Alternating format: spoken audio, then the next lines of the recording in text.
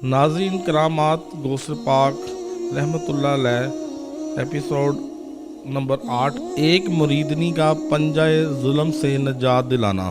روایت ہے کہ ایک خوبصورت عورت حضور غوث اعظم رحمۃ اللہ علیہ کی مریدنی تھی۔ ایک دن وہ عورت کسی کام سے پہاڑ کی غار کی طرف گئی تو اس کا عاشق بھی اس غار کی طرف ہو لیا اور اس کے پاس جا کر عصمت ریزی کرنے لگا۔ عورت نے اپنی خلاصی کی جب کوئی بھی صورت نہ دیکھی تو حضرت غوث اعظم رحمۃ اللہ علیہ کا نام مبارک لے کر اس طرح پکارنے لگی: الغیاث یا غوث اعظم، الغیاث یا غوث ثقلین، الغیاث یا شیخ محی الدین، الغیاث یا سید عبد القادر۔ اس وقت آپ رحمۃ اللہ علیہ مدرسہ میں وضو فرما رہے تھے اور پاؤں میں لکڑی کی کھڑاویں تھیں۔ آپ رحمۃ اللہ علیہ نے انہیں پاؤں سے اتار کر غار کی طرف پھینکا۔ وہ فاسق کے مراد پانے سے پہلے پہنچ گئیں اور سر پر پڑنے لگیں حتیٰ کہ وہ مر گیا۔ پھر وہ عورت انہیں اٹھا کر حضور غوث اعظم رحمۃ اللہ علیہ کے دربار عالیہ میں حاضر ہوئی اور حاضرین کے سامنے آپ رحمۃ اللہ علیہ سے اپنا سارا واقعہ عرض کیا۔ ایک جن کا حضور غوث اعظم رحمۃ اللہ علیہ کے ہاتھوں قتل۔ صاحب تفریع الخاطر نے مندرج فرمایا ہے کہ بغداد کے علماء میں سے ایک عالم فاضل نماز جمعہ ادا کرنے کے بعد بما تلامذہ قبرستان کی طرف فاتحہ خوانی کے لیے نکلے۔ راستہ میں ایک سیاہ سانپ دیکھا تو اس کو اپنے عصا سے قتل کر ڈالا۔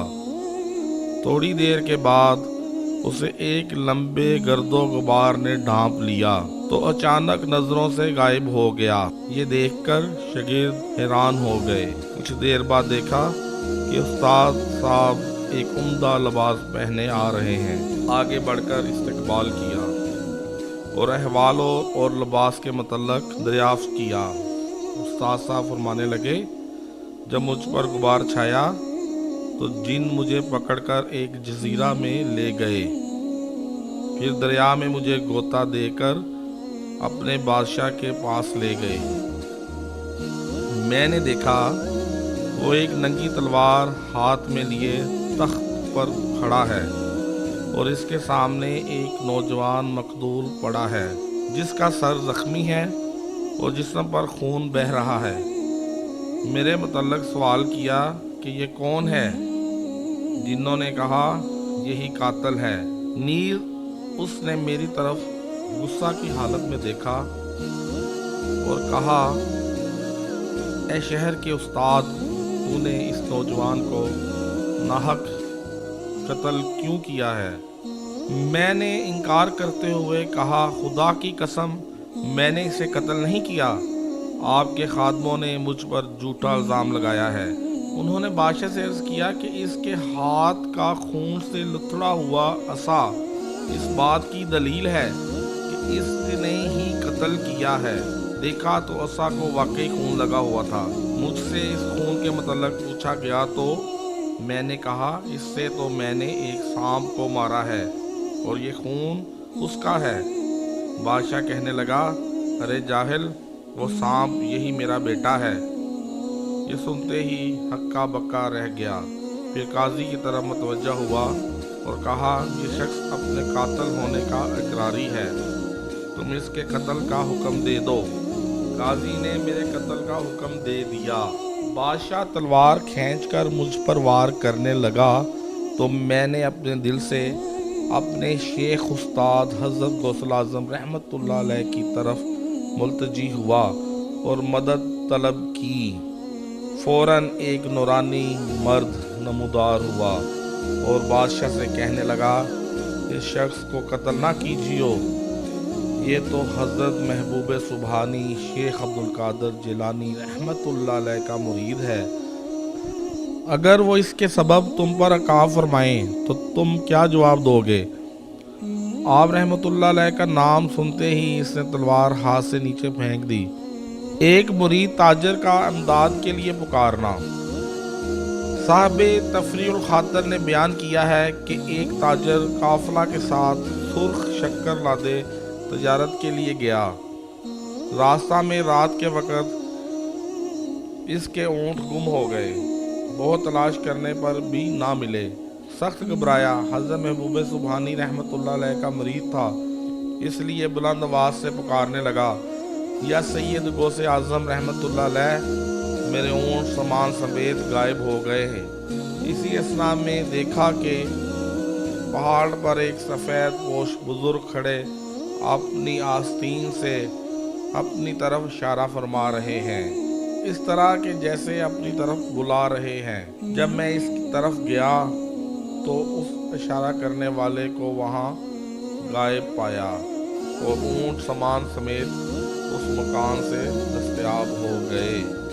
آسمان سے افطاری کا نزول۔ حضرت محبوب سبحانی قطب ربانی غوث سمدانی حضرت شیخ عبد القادر جیلانی قدس سرہ نورانی رحمۃ اللہ علیہ نے ایک مرتبہ 40 دن کا چلا کاٹا اور ارادہ کیا کہ روزہ کی افطاری کے وقت پانی کے سوا دنیا کے کھانے پینے کی چیزوں میں سے کوئی چیز استعمال نہ کریں گے جہاں تک کہ اللہ تعالیٰ آسمان سے کھانا نازل فرمائے گا، تو اس سے روزہ افطار کروں گا۔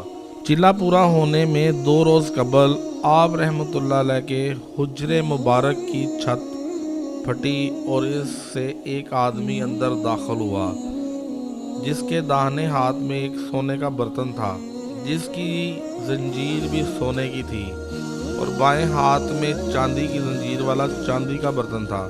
یہ دونوں برتن پھلوں سے بھرے ہوئے تھے۔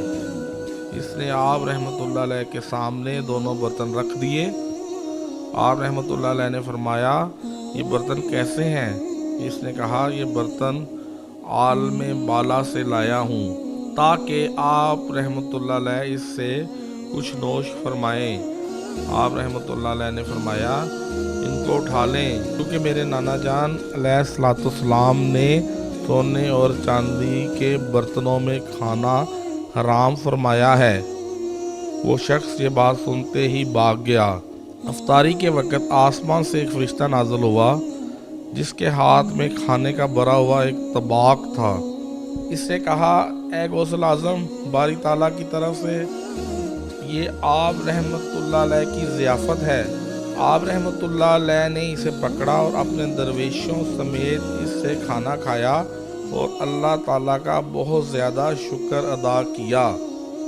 میری نظر لوح محفوظ میں ہے۔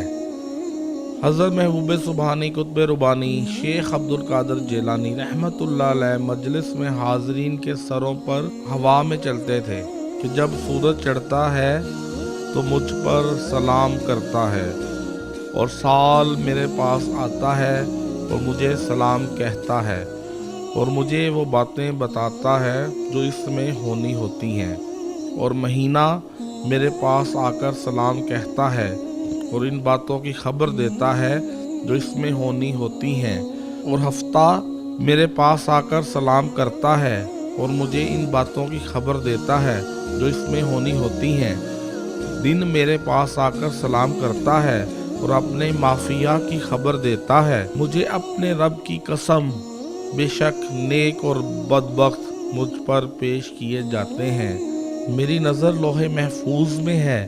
میں اللہ تعالیٰ کے علم اور مشاہدہ کے سمندر میں غوطہ زن ہوں۔